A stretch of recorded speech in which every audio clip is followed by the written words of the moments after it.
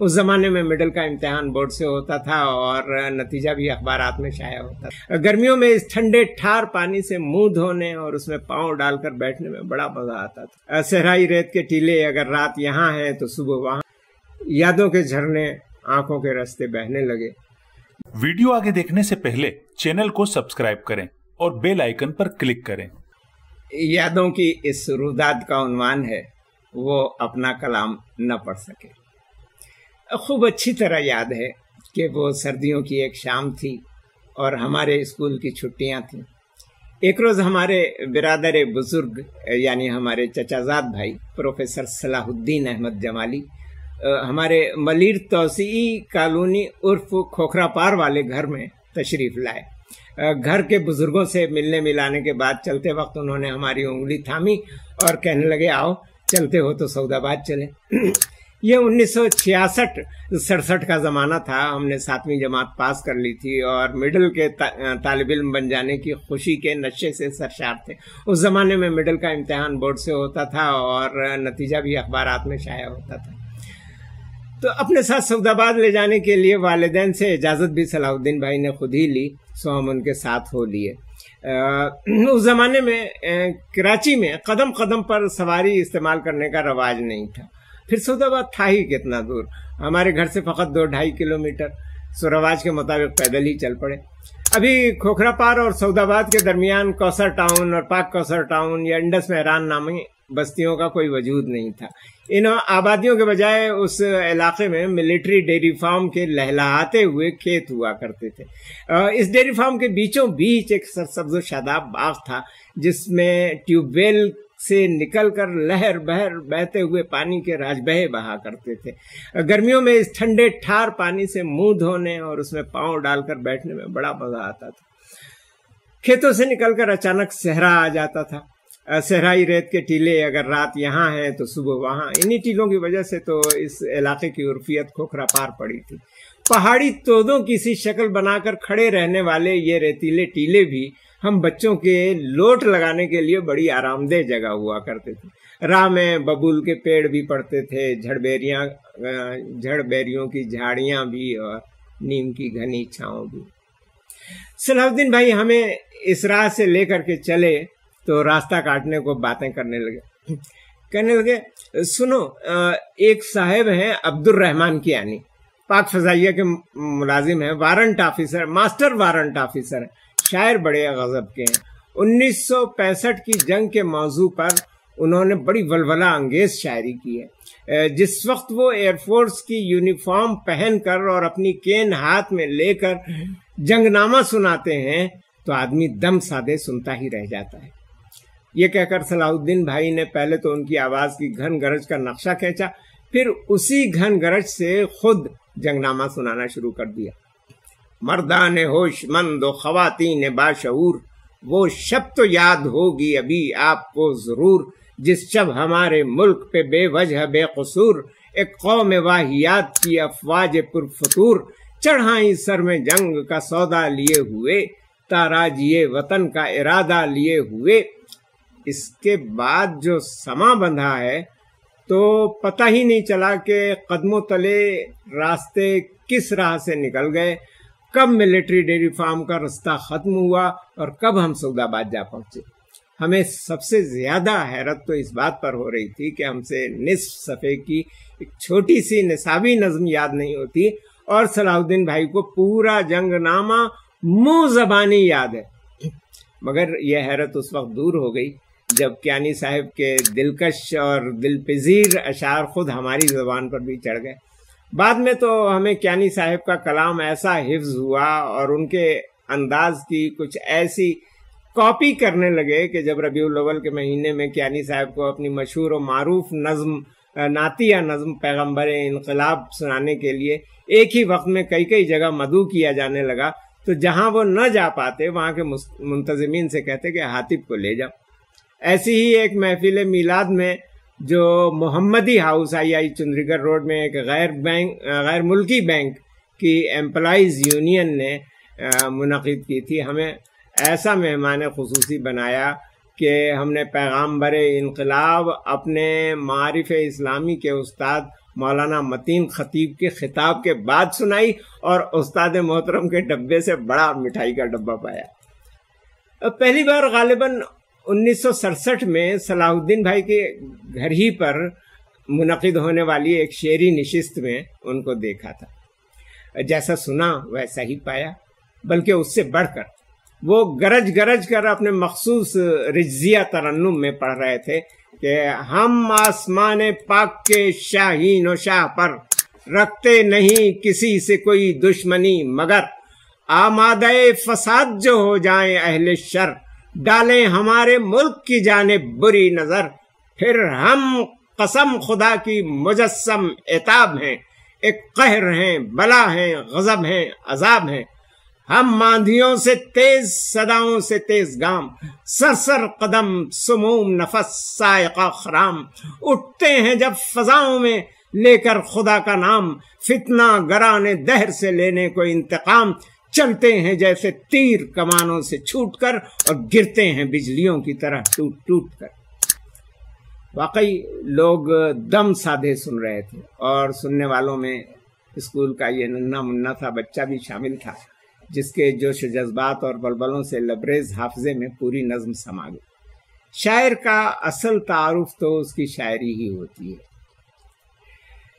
جنگ نامہ ان کا سب سے بڑا کارنامہ ہے۔ اس میں 1965 کی جنگ کے تقریباً تمام مناظر انہوں نے سمو دیے ہیں، تاریخی تناظر کے ساتھ منظر کشی ایسی کہ گویا سامع یا قاری خود میدان جنگ میں کھڑا تمام مناظر اپنی آنکھوں سے دیکھ رہا ہے۔ جنگ ستمبر کا اصل بلبلہ رحمان کیانی کی شاعری میں محفوظ ہے۔ انہوں نے پاک فضائیہ کے کارنامے بھی اپنی شاعری میں محفوظ کر دیے ہیں۔ ان کا کہنا ہے کہ جب بھی کوئی اس جنگ کی تاریخ لکھے گا، سرگودھا تیرے نام سے آغاز کرے گا، لکھے گا کہ یہ شہر دلیروں کا ہے مسکن، شاہی کا بسیرا ہے، عقابوں کا نشیمن۔ 1965 میں جب مفسدوں نے پیدا کیا فساد نیا ایک شمال میں، کرگل میں، حاجی پیر میں اور ٹیٹوال میں، تو یہ گویا سوئے ہوئے شیر کو چھیڑنے کے مترادف تھا۔ مردان کو سار کو تھی چھیڑنے کی دیر، غصے میں پیچ کھا کے اٹھے اور غضب میں پھر جھپٹے لگا کے نعرے تکبیر جب دلیر، ایسا لگا کچھار سے نکلے بفر کے شیر، وادیوں کو سار میں ڈہکارتے ہوئے، روبا ہے بدخصال کو للکارتے ہوئے، سینے پہ اپنے کوئی سنبھالے مشین گن، راکٹ فگن اٹھائے کوئی مرد فیل تن، اور رائفل بدست جوانان صف شکن، گویا چلے ہوں ساتھ میں لے کر نئی دلہن، جوش وغا میں بے خود و سرشار جھومتے، کندے کو رائفل کے کبھی نال چومتے، اور توپیں بھی چند، ٹینک بھی کچھ ہم سفر لیے، سامان جنگ اور بہت معتبر لیے، یعنی خدا کی تیغ نبی کی سپر لیے، سبز و سفید پرچم نجم و قمر لیے، ہر گام لطف رب علا مانگتے ہوئے، غازی ہوں یا شہید دعا مانگتے ہوئے۔ کشمیر پر بھارتی قبضے کے ان 18 برسوں کا ذکر بہت دلچسپ پیرائے میں کیا ہے۔ ان کے اشعار میں ایک ولولہ ہے، کہتے ہیں کہ میری مراد اس سے ہے وہ وادی جبال، اخنور و جوڑیاں ہے جہاں اور بورے جال، وہ بستیاں کہ جن پہ یہ بانکے بہاری لال، گوبر کے چھوت، بور کے لڈو، ارد کی دال اور مانگے کی لاٹھیوں کا سہارا لیے ہوئے تھے، 10 پہ 8 سال سے قبضہ کیے ہوئے، اور قبضہ کیے ہوئے تھے رزیلوں کے یہ رزیل، دھن دھونس دھاندلی کو بنائے ہوئے دلیل، لیکن جو بات سچ ہے تو اتنی کہ یہ ذلیل صدیوں غلام رہ کے جو آزاد ہو گئے، سمجھے چمار ہم بھی پریزاد ہو گئے۔ رحمان کیانی کی شاعری ہی نہیں، ان کی شخصیت بھی بڑی دل فریب تھی۔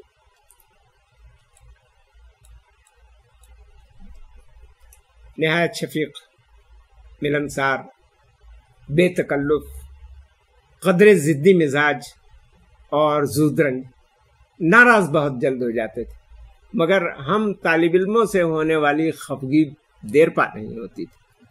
شاید دوسروں کے ساتھ بھی یہی رویہ رکھتے ہو۔ ڈانٹنے ڈپٹنے کے بعد اکثر دیکھا کہ کسی بزرگ کی طرف منہ کر کے مسکرا دیے اور فرمایا کہ بچے ہیں، یہ بچے ان کے ساتھ سلوک بھی کیسا کرتے تھے. یوں تو وہ چھوٹے مجمع میں پڑھنا اپنی توہین سمجھتے تھے، الا یہ کہ بہت باذوق افراد کا چنیدہ اجتماع ہو، مگر ہمارے چھوٹے اجتماعات میں بھی آ جایا کرتے تھے. لڑکے بڑا شاعرانہ آداب کیا جانے گھر پہنچ گئے اور ان کو دعوت دے ڈالی کہ فلاں جگہ آ جائیے گا. کیانی صاحب کہتے کہ بھائی وہاں پہنچوں گا کیسے، وہ علاقہ تو میرا دیکھا ہوا نہیں ہے. لڑکے اس مشکل کو یوں حل کرتے کہ اگر کوئی موٹر سائیکل مل گئی تو گئے اور انہیں اپنے پیچھے بٹھا کر کے لے آئے، ورنہ بہت اہتمام کیا تو ایک لڑکا گیا اور ان کو گھر سے لے کر نکلا اور ٹیکسی روکی اور عزت و احترام سے لے کر آیا، اور تقریب کے بعد مہمان خصوصی کو بھول بھال کر سب اپنے اپنے بکھڑوں میں پڑ گئے. اب کیانی صاحب بیچارے سڑک پر کھڑے رکشہ ٹیکسی کو ہاتھ دیے جا رہے ہیں، روکنے کی کوشش کیے جا رہے ہیں اور کہہ رہے ہیں کہ بچے ہیں. اس سلوک کے باوجود نئی نسل سے ان کو والہانہ محبت تھی. انہیں وہ اقبال کے شاہین گردانتے تھے. اقبال ہی کی طرح ان سے کبھی نا امید نہیں ہوئے. جب ہم میٹرک پاس کر کے سندھ مسلم سائنس کالج میں چلے گئے اور وہاں کی بزم اردو کے معتمد عمومی قرار پائے تو ہم نے شعبہ اردو کی طرف سے اس وقت کے سندھ مسلم سائنس کالج کے پرنسپل پروفیسر حشمت اللہ صاحب لودھی کی صدارت میں جناب رحمان کیانی کے ساتھ ایک نشست رکھی. اس نشست کو یوں سمجھ لیجئے کہ اس میں شاید پہلی بار، اور وہ بھی ان کی زندگی میں، ان کی شاعری کے محاسن پر کوئی مضمون پڑھا گیا ہوگا. افسوس کہ اس زمانے میں اتنی عقل نہ تھی کہ مضمون حفاظت سے رکھ لیتے یا اسی زمانے میں کہیں چھپوا دیتے. شعبہ اردو کے سربراہ پروفیسر اشرف شیر صاحب مرحوم نے بھی اسی مضمون کی مدد سے اپنی استادانہ مہارت استعمال کرتے ہوئے کیانی صاحب کے لیے خیر مقدمی تقریر اور ان کا تعارف بھی تیار کیا تھا. تاہم اپنے خطاب میں انہوں نے ہمیں بھی شاباش دی کہ احمد حاتب سلمہ نے ہمیں ایک شاعر رزم سے متعارف کروایا. وہ مضمون کہیں گم ہو گیا. خیر وہ ایک طالب علمانہ کوشش تھی، گم ہو گیا تو کون سا بڑا نقصان ہوا. سچ پوچھئے تو اس تقریب میں کیانی صاحب فقط ہمارا دل رکھنے کو شریک ہوئے تھے، کیونکہ اتنے عرصے میں ان سے بے تکلفی بڑھ چکی تھی. ورنہ پاکستان ایئر فورس فیصل بیس کے رہائشی علاقے سے سندھ مدرسۃ الاسلام شاہراہ لیاقت کے احاطے میں واقع سندھ مسلم سائنس کالج کا فاصلہ کم نہیں ہے. ہم بھی انہیں ٹیکسی ہی میں لائے تھے، مگر چونکہ بزم اردو کی سرپرستی اساتذہ کر رہے تھے سو حکم ہوا کہ جس طرح لائے ہو اسی طرح گھر واپس پہنچا کر دیا ہو. تو وہ نشست کئی لحاظ سے اہم اور یادگار ثابت ہوئی. ہمارے لیے تو خیر تھی، مگر اس کی رودات جب اخبارات میں شائع ہوئی تو دیگر تعلیمی اداروں نے بھی شاعر رزم رحمان کیانی کو مدعو کرنا شروع کر دیا اور وہ تیزی سے نئی نسل میں مقبول ہوتے چلے گئے. اسلامی جمعیت طلبہ کے ادارہ مطبوعات طلبہ نے ان کے کلام کا ایک انتخاب شرار سنگ کے نام سے شائع کیا. نہایت دیدہ زیب، چمکتا، چہچہاتا اور کتابت کی غلطیوں سے بھرپور. جب ان اغلاط کی طرف کیانی صاحب کی توجہ دلائی تو کہنے لگے بچے ہیں. کیانی صاحب تو مشہور شاعر رزم ہی کی حیثیت سے ہوئے تھے، مگر وہ بزم کے شاعر بھی تھے. ان کی غزلوں کا لب و لہجہ بالکل منفرد ہے. نمونے کے طور پر ایک غزل آپ سن لیجئے.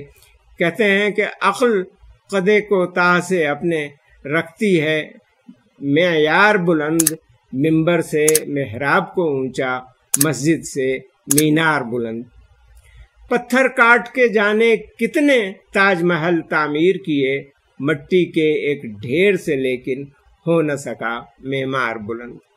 دلی میں بھی اب تو گھروں کا دل والو یہ نقشہ ہے، آنگن چھوٹا تنگ جھروں کا، در نیچا دیوار بلند. ویسے تو جو چاہے رہ لے غنچہ و گل کی بستی میں، کانٹا بن کر وہ رہتے ہیں جن کا ہے کردار بلند. اہل قلم تاریخ امم ایک کھیل ہے دو کرداروں کا، ایک جھکائے سر کو کھڑا ہے، ایک کی ہے تلوار بلند. ہم نے سنا ہے شہر ہنر میں آج بھی ہے ممتاز وہی، جس کی لاٹھی سر سے اونچی، لاٹھی سے دستار بلند.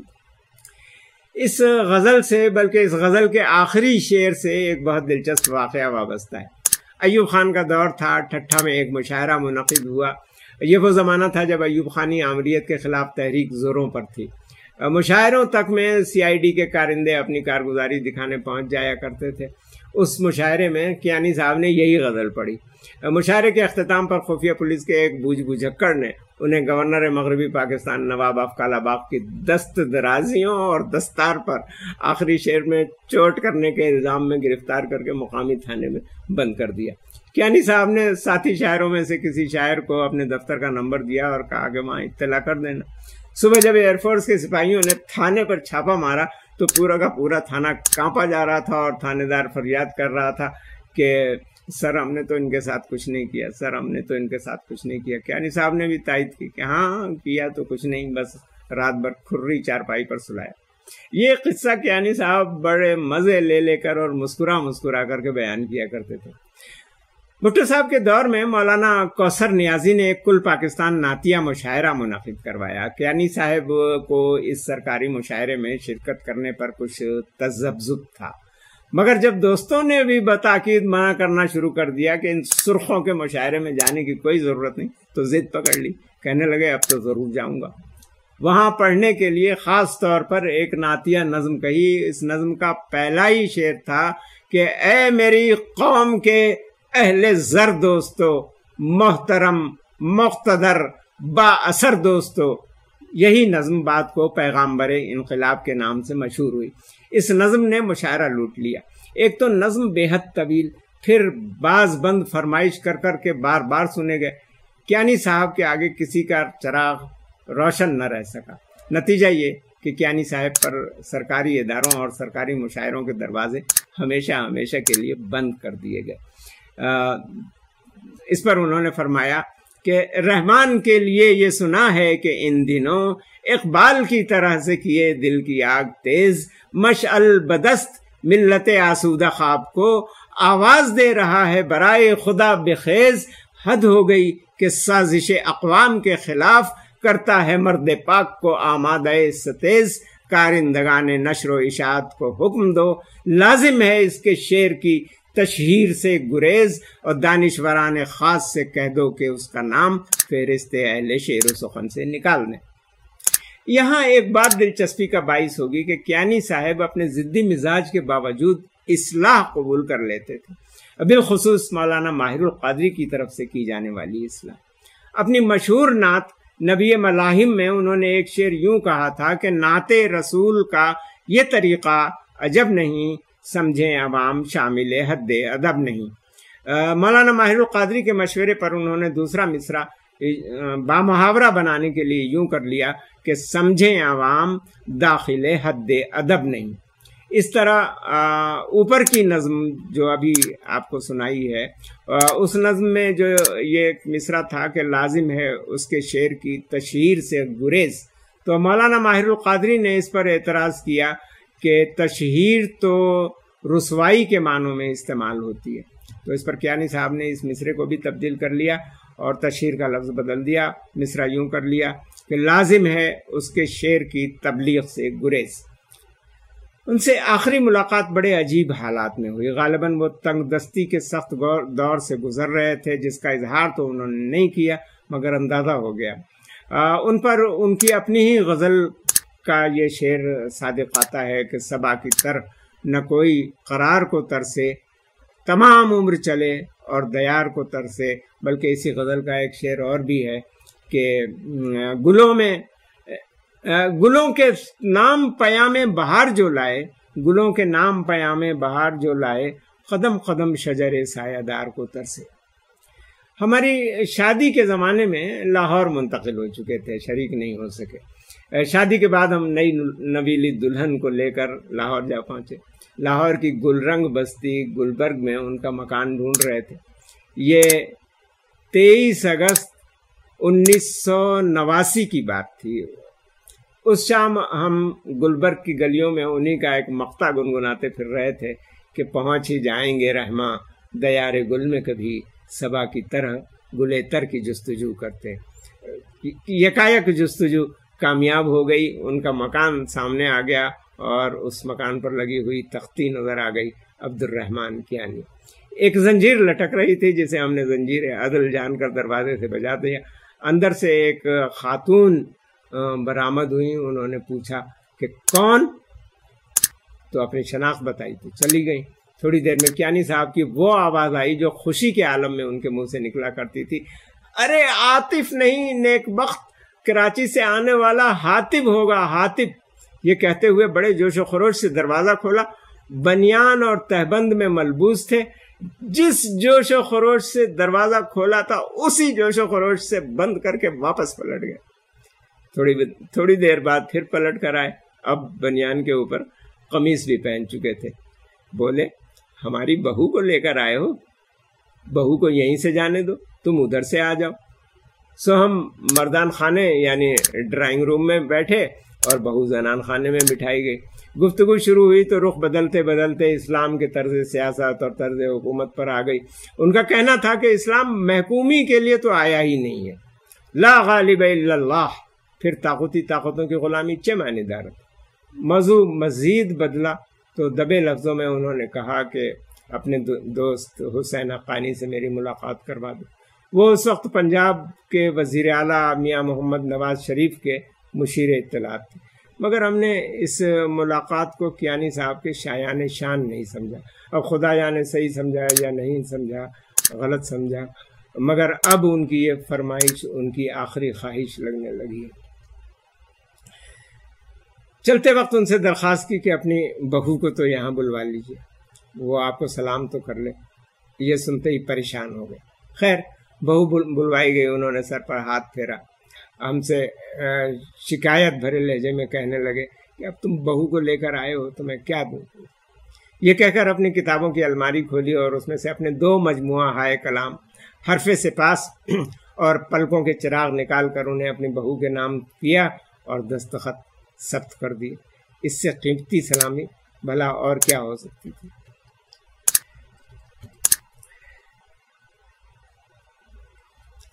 बस ये आखिरी मुलाकात थी। इस मुलाकात के 7 माह बाद यानी मार्च 1990 के महीने में किसी तारीख को कराची के किसी अखबार में एक मुख्तसर सी एक कालमी खबर पढ़कर दिल धक से रह गया कि मारूफ शायर रहमान कियानी 27 फरवरी 1990 को लाहौर में इंतकाल कर गए। न जाने किसने ये खबर छपवा दी थी। 1 माह बाद भी छपवाई तो बड़ी मेहरबानी की। यादों के झरने आंखों के रास्ते बहने लगे। याद आया कि एक बार प्रोफेसर वहीदुल्ला नज़मी साहब कियानी साहब के यहाँ तशरीफ लाए और फरमाया कि फलां सेठ साहब ने आपके साथ एक शाम मनाने का एहतमाम किया। कियानी साहब ने बड़ी बेजारी से जवाब दिया कि करने दीजिए, मैं क्या करूं। नज़मी साहब ने कहा कि आपको इस शाम में शरीक होने पर आमादा करने की जिम्मेदारी मुझे सौंपी गई। ये सुनते ही कियानी साहब बरहम हो गए। कहने लगे, मैं उस जाहिल आदमी के प्रोग्राम में हरगिज शिरकत नहीं करूंगा। नज़मी साहब ने तरह तरह से इसरार किया, मगर कियानी साहब यही कहते रहे कि वो जाहिल आदमी। तंग आकर नज़मी साहब ने फरमाया कि साहब, जहालत तो एक इजाफी चीज़ है। आपकी नज़र में वो जाहिल है, मगर पैसा बनाने के जिस फन में वो आलिम और माहिर है उसमें खुद आप जाहिल है। ये दलील सुनते ही हैरत अंगेज तौर पर कियानी साहब उस शाम में शिरकत करने पर आमादा हो गए। जामे मिलिया कॉलेज मलीर में उसकी अंजुमन तलबा के ज़ेरे एहतमाम एक सेमिनार था। मुज़ाकरे का उन्वान था सुबह 9। इस प्रोग्राम में कियानी साहब को अपना कलाम पेश करना था। इसी के लिए उनको बुलाया भी गया था, मगर जब वो रोस्ट्रम पर आए तो उन्होंने कहा कि आपने मुझे ये नहीं बताया कि सुबह 9 से आपकी क्या मुराद है। वो सुबह जो आज से 1400 साल पहले तुलू हुई थी, या वो सुबह जो 14 अगस्त 1947 को तुलू हुई, या वो सुबह जो 16 दिसंबर 1971 को तुलू हुई। ये कहते ही कियानी साहब की आवाज़ रुंध गई। फिर वो बाकायदा आंसुओं से रोने लगे। रोते रोते हिचकी बंद गई। बमुश्किल सदर जलसा जस्टिस कदीरुद्दीन अहमद और दीगर ने उन्हें संभाला, मगर उस प्रोग्राम में वो अपना कलाम न